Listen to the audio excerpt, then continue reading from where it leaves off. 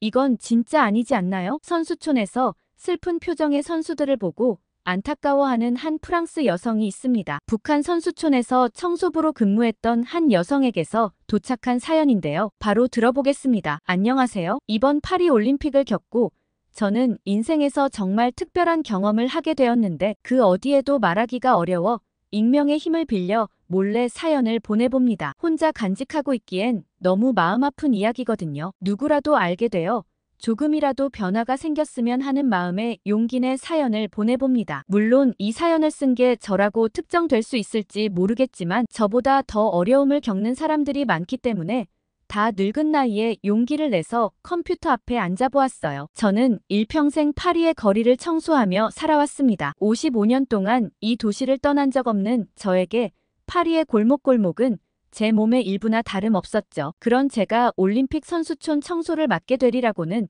꿈에도 생각하지 못했습니다. 아마 그게 북한 선수촌이었기 때문에 가능하지 않았나 싶기도 해요. 올림픽 준비가 한창이던 어느 날 저는 평소와 다름없이 몽마르트 언덕의 좁은 골목을 쓸고 있었습니다. 그때 정장 차림의 남성 둘이 다가와 저를 유심히 살펴보더니 갑자기 신분증 제시를 요구했습니다. 당황스러웠지만 순순히 보여드렸죠. 그들은 제 신분증을 꼼꼼히 확인한 후 올림픽 조직위원회 소속이라며 자신들을 소개했습니다. 그런데 그들의 말을 듣고 깜짝 놀랐습니다. 저더러 올림픽 선수촌의 특별구역 청소를 맡아달라는 것이었어요. 처음에는 농담인 줄 알았죠. 무슨 선수촌 청소를 이렇게 갑작스럽게 제안하는 게 이해가 안 갔거든요. 게다가 평생 파리 뒷골목만 청소하던 제가 무슨 올림픽 선수촌을 청소하겠어요? 하지만 그들은 저 말고도 몇 명 후보자가 더 있는데 면접을 보고 결정해야 한다고 했어요. 처음엔 안 하겠다고 거절하려고 했죠. 뭔가 꺼림칙했거든요. 그런데 그들이 제안한 액수는 실로 놀라웠습니다. 고작 올림픽 전후 청소만 하면 되는 일인데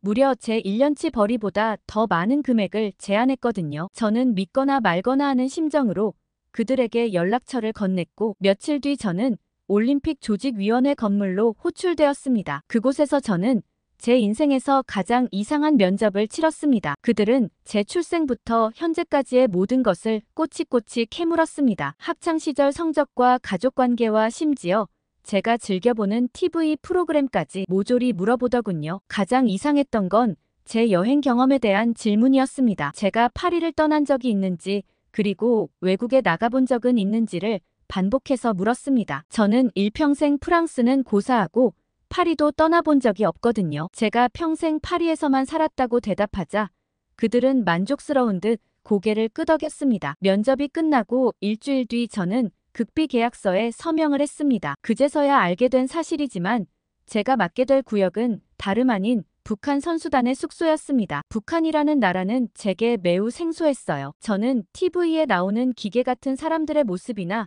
핵을 쏜다고 협박하는 모습이 얼핏 생각났어요. 북한 선수단 숙소의 청소부로 선정된 후 저는 엄격한 보안 교육을 받아야 했습니다. 올림픽 조직위원회 건물의 작은 회의실에서 진행된 교육은 제가 상상했던 것 이상으로 철저했습니다. 먼저 보안 책임자로 보이는 중년의 남성이 제 앞에 두꺼운 서류 뭉치를 내려놓았습니다. 그는 무뚝뚝한 표정으로 제게 모든 페이지에 서명하라고 요구했습니다. 서류를 훑어보니 대부분의 내용이 비밀 유지에 관한 것이었습니다. 특히 눈에 띄는 조항은 제가 본 것이나 들은 것, 심지어 냄새 맡은 것까지 그 어떤 것도 외부의 누설에서는 안 된다는 내용이었습니다. 서명을 마치고 나서 보안 책임자는 제게 작은 책자를 건넸습니다. 그 안에는 북한 선수단 숙소에서 지켜야 할 규칙들이 빼곡히 적혀 있었습니다. 선수들과 눈을 마주치지 말고 어떤 대화도 나누지 말 것, 심지어 제 청소 도구까지 매일 검사를 받아야 한다는 내용도 있었습니다. 도대체 북한이란 나라는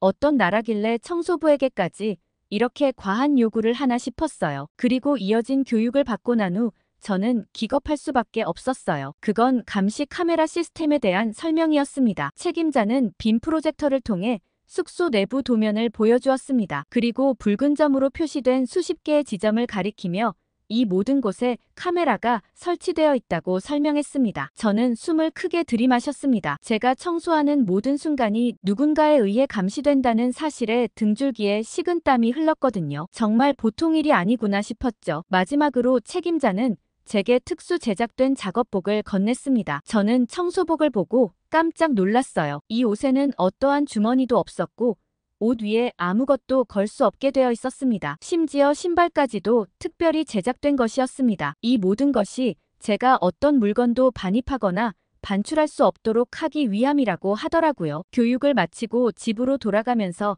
저는 이 일이 단순한 청소 그 이상의 것이라는 것을 직감했습니다. 굳이 파리 뒷골목을 청소하던 제게 이 일을 맡긴 것도 북한 선수촌에서 일어나는 그 어떤 일도 발설되지 않기를 희망하는 북한 측의 요구가 있었기 때문이라는 생각이 들었죠. 다른 선수촌 청소부들은 오히려 젊은 사람들이 많았어요. 애초에 청소부를 공개 모집하기도 했고 지원한 젊은 친구들은 선수들을 가까이서 볼 수 있다는 생각에 들떠 선수촌 청소에 지원했죠. 북한 선수촌만 예외였던 거였습니다. 마음이 복잡했지만 저는 내가 할 일만 잘하면 된다는 생각으로 임하기로 했어요. 그리고 다음 날은 선수들이 오기 전 청소를 하러 선수촌 숙소로 가게 되었죠. 선수들이 없었는데도 불구하고 저는 철저한 보안 검색을 받아야 했습니다. 그들은 제 청소 도구까지 하나하나 뒤졌고 휴대폰은 제출해야 했어요. 그리고 그들이 준비한 작업복으로 갈아입었죠. 숙소 내부는 제가 상상했던 것보다 훨씬 삭막했습니다. 벽에는 아무런 장식도 없었고 창문은 모두 가려져 있었습니다. 방 안에는 필수적인 가구들만 덩그러니 놓여 있을 뿐이었죠. 그 순간 저는 이곳에 머물 선수들이 불쌍하다는 생각이 들었습니다. 청소를 시작하자마자 저는 등골이 오싹했어요. 곳곳에 설치된 감시 카메라의 존재를 느낄 수 있었거든요. 처음에는 그닥 신경 쓰이지 않았지만 시간이 지날수록 그 시선이 저를 옥죄는 것만 같았습니다. 그런데 청소를 하면서 저는 이상한 점을 발견했습니다. 다른 나라 선수들의 숙소에는 흔히 볼 수 있는 개인 물품들, 컴퓨터나 스마트폰 같은 전자기기들이 전혀 보이지 않았습니다. 대신 낡은 라디오 몇 대만이 덩그러니 놓여 있을 뿐이었죠. 선수들에게 절대 외부 소식을 알리지 않겠다는 굳은 의지가 보이더라고요. 가장 충격적이었던 건 식당이었습니다. 식당에서도 선수들 간 대화를 할 수 없도록 모두 한 방향을 바라보게 앉도록 배치되어 있더라고요. 감옥도 여기보단 낫다 싶은 생각이 들 정도였죠. 그리고 아니나 다를까 나중에 식당 운영을 시작하면서 본 모습도 충격적이었죠. 운동하는 선수들이라면 골고루 잘 먹어야 할 텐데 여긴 달랐어요. 식단표에는 몇 가지 음식만이 적혀 있었고 그마저도 얼만큼 가져가야 하는지 양이 정해져 있었습니다. 마치 배급소 같다는 생각마저 들었죠. 그리고 얼마 후 드디어 북한 선수들이 입소했다는 얘기를 들었어요. 초반 입소하고 며칠 동안은 저는 청소를 하러 오지 않아도 된다고 했어요. 이유는 알 수 없었지만 아마 제가 보안 교육을 받았던 것처럼 선수들도 그런 과정을 겪는 거 아닐까 추측할 뿐이었죠. 인터넷을 통해 파리에 선수단이 도착했다는 뉴스를 받고 역시나 삼엄한 경비 속에 선수단들은 무표정하게 입국을 했더라고요. 그때 저는 오묘한 감정이 들었어요. 저는 그들의 숙소를 청소하는 청소부일 뿐이지만 측은지심이 생기더라고요. 저는 그래도 청소가 끝나면 선수촌 밖으로 나와 자유롭게 이동하고 집에서도 편히 쉴 수 있지만 그들에겐 이런 자유가 허락되지 않잖아요. 그렇게 며칠 뒤 진짜 숙소 청소가 시작되었습니다. 저는 긴장된 마음으로 북한 선수단 숙소에 도착했고 입구에서부터 삼엄한 경비를 마주했습니다. 2명의 건장한 경호원이 제 신분증을 꼼꼼히 확인했고 그 뒤로 보이는 철제문은 마치 요새의 대문 같았습니다. 안으로 들어서자 즉시 보안 검색대를 통과해야 했습니다. 제 몸 구석구석을 탐지기로 훑고 제가 가져온 청소 도구들은 하나하나 분해되어 검사를 받았습니다. 이 과정에서 저는 마치 범죄자라도 된 것 같은 기분이 들더라고요. 선수들이 들어오고 나서 더 경비가 삼엄해졌다는 느낌을 받았어요. 검색을 통과하고 나서야 저는 작업복으로 갈아입을 수 있었습니다. 옷을 갈아입는 동안에도 감시 카메라가 저를 주시하고 있다는 느낌의 불편함을 감출 수 없었고 곧이어 청소를 시작했습니다. 이전과 달라진 것이 있다면 공용 공간 벽에 김일성과 김정일의 커다란 초상화가 걸려 있었고 창문은 모두 커튼으로 가려져 있어 바깥 세상을 볼 수 없게 되어 있었습니다. 저는 청소를 시작하며 환기를 하기 위해 창문을 열려고 했지만 저지당했어요. 급히 달려온 감시원이 제게 두어 번 고개를 젓더니 다시 문을 닫았죠. 그 전엔 환기를 위해 열 수 있었던 창문도 선수들이 도착하고 나선 굳게 닫히고 말았어요. 그렇게 한번 제지당하고 난 뒤 저는 계속해서 주변을 의식할 수밖에 없었습니다. 천장의 구석구석에 설치된 카메라들이 제 모든 움직임을 쫓는 것 같았거든요. 최대한 신경 쓰지 않으려 복도를 청소하던 중 저는 우연히 한 선수의 방문이 살짝 열린 것을 발견했습니다. 호기심에 잠깐 안을 들여다보았는데 그 순간 제 심장이 멎는 것 같았습니다. 방 안에는 한 젊은 선수가 울고 있는 게 아니겠어요? 그 선수는 침대에 앉아 작은 사진을 보며 눈물을 흘리고 있었습니다. 저는 순간 그 선수에게 다가가 위로의 말을 건네고 싶었어요. 하지만 제가 받은 엄격한 교육과 규칙들이 제 발목을 붙잡았죠. 결국 저는 아무 일도 없었던 것처럼 청소를 계속할 수밖에 없었습니다. 그 순간 제 가슴 한편이 무거워지는 것을 느꼈어요. 이상하게 저는 선수들에게 감정이입이 되는 저를 느꼈고 이러면 안 된다고 스스로를 다그쳤어요. 저는 그냥 청소만 하러 온 사람일 뿐이라고 되뇌었죠. 그리고 점심시간이 되어 저는 잠시 휴식을 취하기 위해 제게 할당된 작은 방으로 향했습니다. 그곳에서 도시락을 먹으면서 문득 제가 얼마나 고립된 환경에서 일하고 있는지 실감했어요. 제 휴대폰은 입구에서 압수되었고 창문 하나 없는 작은 방에서 저는 완전히 외부와 단절되었다고 느껴졌거든요. 저도 이렇게 갑갑함을 느끼는데 선수들은 얼마나 더 할까 싶더라고요. 오후 청소를 하는데도 내내 눈물을 흘리던 선수와 제가 느꼈던 갑갑한 마음을 떠올리며 심란하게 하루를 마무리했어요. 청소를 마치고 나올 때도 저는 또다시 철저한 검색을 받아야 했습니다. 경호원들은 제 몸과 옷을 꼼꼼히 뒤졌고 심지어 제 청소도구까지 하나하나 확인했습니다. 이 과정에서 저는 제가 마치 무언가를 훔쳐나오려는 도둑이라도 된 것 같은 기분이 들더라고요. 선수촌을 나오자마자 가슴이 후련했어요. 다음 날도 역시나 보안 검색을 마치고 선수촌으로 들어갔고 그날은 체육관을 청소해야 했어요. 저는 벽에 걸린 훈련 시간표를 보고 깜짝 놀랄 수밖에 없었습니다. 선수들의 일과는 새벽 5시부터 밤 10시까지 빽빽하게 짜여 있었어요. 그런데 놀라운 건 훈련 시간 외에도 선수들은 자유롭게 시간을 쓸 수 없어 보였어요. 훈련을 하지 않으면 정치 학습이나 단체 활동 시간이 포함되어 있어 개인 시간은 거의 없어 보였습니다. 심지어 식사 시간조차 30분으로 제한되어 있었거든요. 이렇게 선수들을 짜내서 얻는 메달이 무슨 소용이 있나 싶으면서도 그저 묵묵히 청소를 시작했습니다. 그런데 갑자기 체육관 한쪽에서 신음소리가 들렸습니다. 소리가 나는 쪽으로 고개를 돌리자 리나가 바닥에 쓰러져 있는 것이 보였습니다. 그녀는 오른쪽 발목을 붙잡고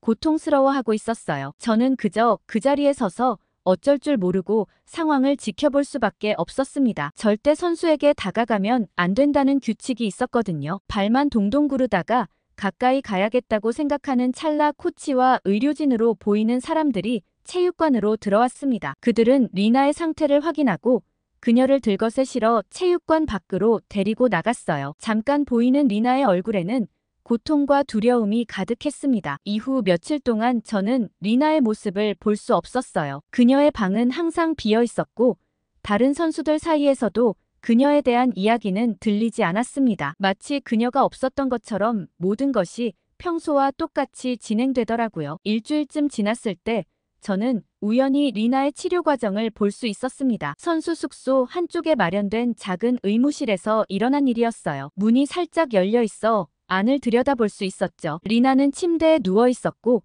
의사로 보이는 사람이 그녀의 발목을 살펴보고 있었습니다. 의사의 표정은 매우 심각해 보였고 리나의 얼굴에는 눈물이 그렁그렁 맺혀 있었어요. 그들의 대화는 들리지 않았지만 상황이 좋지 않다는 것을 느낄 수 있었습니다. 그때 갑자기 코치로 보이는 사람이 의무실로 들어왔어요. 그는 의사와 잠시 대화를 나눈 후 리나에게 다가갔습니다. 코치의 입에서 나온 말은 제게는 들리지 않았지만 그 말을 들은 리나의 표정이 순간 창백해지는 것을 볼 수 있었습니다. 저는 그 광경을 보며 가슴이 아프더라고요. 분명 리나의 상태는 심각해 보였고 충분한 휴식과 치료가 필요해 보였습니다. 하지만 코치의 표정과 리나의 반응을 보아하니 그녀는 대회에 참여하기 위해 연습을 계속해서 이어나가야 하는 것처럼 보였어요. 그 후로도 리나의 치료는 계속되었지만 그 과정은 철저히 비밀에 붙여지는 듯 했어요. 가끔 밤늦게 청소를 할 때면 의무실에서 흘러나오는 리나의 훌쩍이는 소리를 들을 수 있었습니다. 마음이 아팠지만 제가 할 수 있는 게 없어 안타까웠어요. 저는 늘 그녀의 회복을 몰래 걱정하고 있었습니다. 그러던 어느 날 의무실 청소를 하던 중 리나와 눈이 마주쳤습니다. 그 순간 저는 무언가 해주고 싶다는 충동을 억누를 수 없었어요. 이제 계약 기간도 절반 정도 지났고 그 사람들의 패턴도 어느 정도 이해하기 시작했거든요. 다음 날 저는 조심스럽게 준비해온 파리의 유명한 과자와 진통제를 가방 깊숙이 숨겼습니다. 만약 보안검사로 들킨다면 점심시간 도시락이 너무 부실하고 청소하느라 마디마디가 아파 챙겨왔다고 모른 척 시치밋대고 둘러댈 참이었어요. 보안 검색을 받는 내내 가슴이 쿵쾅거렸어요. 그런데 갑자기 이게 뭐냐고 묻는 듯 보안 요원들이 수상하게 움직였어요. 그런데 그건 새로 가져온 청소도구였고 그들은 그 청소도구만 압수한 채 저를 보내주었습니다. 그 사람들도 매일 하는 보안 검색에 조금 해이해진 것 같은 느낌도 들었죠. 아무튼 저는 몰래 가져온 과자와 약을 청소도구함 깊숙이 숨겨두고 언제 전달할까 기회만 엿보았습니다. 그러다 의무실 청소 시간에 리나가 잠시 자리를 비운 사이 저는 재빨리 과자와 약을 그녀의 베개 밑에 숨겼습니다. 혹시나 누군가 와서 눈치챌까 걱정되어 내내 의무실을 맴돌았죠. 만약 제가 줬다는 게 발각되면 저보단 리나에게 더 피해가 갈 게 뻔했으니까요. 다행히 리나가 돌아오기까지 의무실엔 아무도 들어오지 않았고 저는 리나가 확인하는 걸 보고 조용히 눈빛으로 응원을 보내며 의무실을 빠져나갔습니다. 그 후 며칠 동안 리나의 표정에 미세한 변화가 생겼다는 걸 알 수 있었어요. 여전히 긴장된 모습이었지만 가끔 저를 볼 때면 희미한 미소를 지어주었거든요. 그러던 어느 날 청소를 마무리하고 청소도구함을 정리하던 찰나 청소도구함 바닥에 쪽지가 하나 있었습니다. 하마터면 쓰레기인 줄 알고 버릴 뻔했는데 저는 그 쪽지를 열어보고 깜짝 놀랐어요. 언제 쪽지를 넣어뒀는지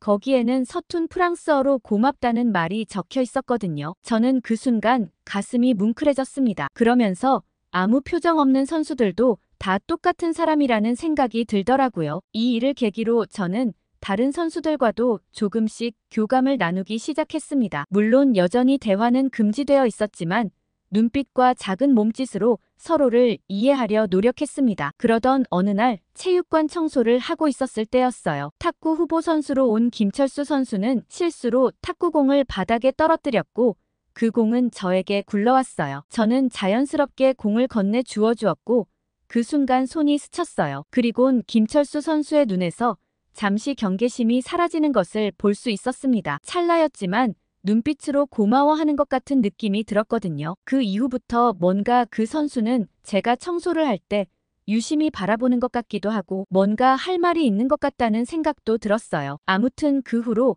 김철수 선수는 제가 지나갈 때마다 살짝 고개를 숙여 인사를 했죠. 그런데 나중에 돌이켜보면 그때 제가 김철수 선수에게 좀 더 적극적으로 다가가야 했나 하는 후회가 남더라고요. 이 일은 조금 더 있다 자세히 말씀드릴게요. 아무튼 저는 선수들과 아주 작은 교류를 시작했고 여전히 경계심은 있었지만 그들의 눈빛에서 인간적인 온기를 느낄 수 있었습니다. 예전엔 제가 청소하러 다가가면 그들은 최대한 저와 멀리 떨어져 멀찍이 있었고 아주 작은 소리로 소근거렸지만 요즘은 저에 대한 신뢰가 어느 정도 생겼는지 제가 들릴 정도로 이야기를 하기도 하더라고요. 처음에는 너무 오랜만이라 그저 낯선 언어로만 들렸지만 점차 그 말의 의미를 이해할 수 있게 되었습니다. 사실 저는 20대 초반에 파리 외곽의 부유한 한국인 가정에서 가정부로 일한 적이 있었거든요. 그 집은 한국의 고위 간부의 집이었기 때문에 집안에서의 일은 모두 기밀이었고 저 역시 극도의 비밀 유지를 요구받았습니다. 제가 일했었던 기억도 잊을 정도로 시간이 너무 오래 흘러버렸고 극비 사항이었기 때문에 아마 북한에서도 이 사실을 알아내지 못했던 것 같기도 해요. 아무튼 그 집에서의 경험은 제게 특별했습니다. 집 밖에서는 오직 프랑스어만 사용했지만 문을 닫는 순간 그 집은 마치 작은 한국이 되었습니다. 가족들은 서로 한국어로 대화를 나눴고 한국 음식을 먹었으며 한국의 문화를 그대로 유지했습니다. 특히 기억에 남는 것은 그 집의 아이들을 돌보던 한국인 가사도우미였습니다. 그녀는 아이들에게 한국어를 가르쳤고 저는 그 옆에서 일하면서 자연스럽게 한국어를 듣고 이해하게 되었습니다. 물론 제가 어디서 한국어를 사용하지 않아 한국어로 얘기하는 건 아주 기초적인 수준이지만 시간이 지나면서 점점 더 복잡한 대화도 이해할 수 있게 되었어요. 그리고 그 과정에서 느낀 따뜻함과 친절은 잊을 수 없었죠. 비록 저는 고용인이었지만 한국 주인집 가족들은 저를 가족처럼 대해주었습니다. 추석이나 설날 같은 한국 명절에는 저도 함께 음식을 나누어 먹었고 때로는 한복을 입어보라며 선물로 주기도 하셨어요. 특히 기억에 남는 것은 제가 아팠을 때의 일이에요. 저는 그 집의 상주 가정부로 일했는데 그날은 정말 심한 감기로 일어나기 힘들었거든요. 그런데 저는 사모님이 제게 주신 음식이 아직도 기억에 남아요. 직접 끓인 미역국을 가져다 주셨는데 한국에서는 몸이 약해졌을 때 미역국을 먹는다며 저를 걱정하는 마음으로 정성껏 만들어주셨죠. 누가 가정부에게 이런 친절을 베풀겠어요? 아무튼 이런 경험이 있었기에 오랜만에 들리는 한국어였지만 점차 무슨 대화인지 어느 정도 이해할 수 있었어요. 선수들이 고향 생각을 하며 나누는 대화와 가족들을 그리워하는 말들, 그리고 때로는 이곳 파리에 대한 호기심 어린 이야기들까지 저는 알아들을 수 있었지만 절대 알아듣지 못하는 척했어요. 선수들이 불편함을 느낄 뿐더러 저는 청소부 자리에서 쫓겨날 게 뻔했거든요. 그러던 어느 날 북한 선수단 숙소에서 예상치 못한 사건이 벌어졌습니다. 복도를 청소하던 중 갑자기 달리는 발소리와 함께 흥분된 목소리가 들려왔습니다. 순간 저는 그 자리에 얼어붙었습니다. 소리가 나는 방향을 보니 한 남자 선수가 숙소 출구를 향해 필사적으로 달리고 있었습니다. 그 선수는 김철수였습니다. 김철수 선수의 얼굴에는 공포와 결의가 뒤섞여 있었습니다. 경호원들이 즉시 그의 뒤를 쫓기 시작했고 숙소 전체가 순식간에 아수라장이 되었습니다. 다른 선수들은 놀란 표정으로 방에서 나와 상황을 지켜보았고 경호원들은 큰 소리로 명령을 내리며 김철수 선수를 잡으려 했습니다. 김철수 선수가 제 옆을 지나칠 때 마주친 그의 눈에서 자유를 향한 간절한 열망을 읽을 수 있었습니다. 순간 그를 도와주고 싶다는 충동이 일었지만 저는 아무것도 할 수 없었어요. 속으로는 제발 자유를 찾아 멀리 도망가고 절대 이곳에 돌아오지 않으면 좋겠다고 생각했죠. 그런데 얼마 지나지 않아 제 눈에 보이는 장면을 보고 가슴이 찢어지는 듯 했어요. 여러 경호원들에게 잡혀 끌려오는 김철수 선수의 모습이 보였거든요. 선수들은 모두 숙소에 감금되다시피 각자의 방에 갇혀 있었고 복도에는 절규하는 김철수 선수의 목소리만이 날카롭게 울려 퍼졌어요. 그리고 얼마 지나지 않아 복도에는 다시 정막이 감돌았습니다. 김철수 선수가 계속 저를 바라보던 것과 제게 말을 걸까 말까 하는 듯한 그 모습이 오늘을 위한 것이었을까 계속 마음이 쓰였어요. 이 사건 이후 숙소의 분위기는 극도로 긴장되었고 경비는 더욱 삼엄해졌습니다. 그리고 저는 그날 이후 출근하지 말라는 명령을 들었고 더 이상 선수촌에 접근할 수 없었죠. 숙소를 나서면서 저는 마지막으로 뒤를 돌아보았습니다. 그 순간 리나가 창가에 서 있는 것처럼 보였습니다. 그녀는 살짝 손을 들어 인사를 하는 것 같았고 제 눈엔 눈물이 그렁그렁 맺혔어요. 그것이 우리의 마지막 작별 인사였죠. 그리고 올림픽이 마무리되고 저는 TV로 북한 선수단의 출국 장면을 보았습니다. 그들은 여전히 경호원들에 둘러싸여 있었고 표정은 굳어 있었어요. 그리고 카메라에 잡힌 리나의 모습이 눈에 들어왔습니다. 그 모습을 보는데 갑자기 복잡한 감정에 휩싸였어요. 그들과 함께했던 시간과 나누었던 작은 교감들과 그곳에서 목격했던 사건들이 모두 주마등처럼 스쳐 지나갔습니다. 그들이 앞으로 어떤 삶을 살게 될지 걱정되더라고요. 특히 김철수 선수의 운명이 계속 마음에 걸렸습니다. 그의 탈출 시도가 어떤 결과를 낳았을지 그가 지금 어디에 있을지 생각하니 가슴이 아프더라고요. 동시에 그의 용기에 대해 경외심을 느꼈죠. 부디 제 이야기가 널리 퍼져 북한 선수들은 물론 북한 사람들이 좀 더 자유롭게 살 수 있기를 바랍니다. 오늘 파리에서 도착한 사연 어떻게 들으셨나요? 북한 사연을 들을 때면 조심스럽기도 하고 안타깝기도 한데요. 차라리 이런 내용을 더 널리 알리고 북한의 실상에 대해 관심을 갖는 사람들이 많아야 오히려 더 빨리 북한 주민들의 인권이 보장되지 않을까요? 어떻게 생각하시는지 댓글 달아주세요. 구독과 좋아요 꾹 눌러주시고 더 좋은 사연으로 돌아오겠습니다. 사연 제작소 감동필름이었습니다.